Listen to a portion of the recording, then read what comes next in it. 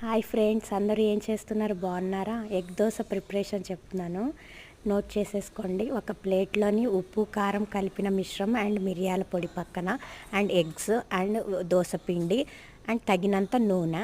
Next stove మీద dosa pan పెట్టుకొని దోశ వేసుకొని తర్వాత ఎగ్ పగలగొట్టుకొని ఫుల్గా స్ప్రెడ్ చేసుకోవాలి ఫ్రెండ్స్, నీట్గా ఎగ్గుకు సరిపడేటట్టుగా. నెక్స్ట్ దానిపైన ఉప్పు కారం కలిపి పెట్టుకున్న మిశ్రమం జల్లుకోవాలి. తర్వాత మిరియాల పొడిని కూడా జల్లుకోవాలి. మిరియాల పొడి ఎందుకు అంటే నీచు వాసన రాకుండా ఉంటుంది ఎగ్ దోశ అని. అండ్ నెక్స్ట్ తగినంత నూనె పోసుకొని అటు ఇటు దోరగా మీడియం ఫ్లేమ్లో కాల్చుకోవాలి. దోశ మాడిపోకుండా చూసుకోవాలి. అప్పుడు దోశ అనేది క్రిస్పీనెస్గా బాగా ఉంటుంది, టేస్టీగా.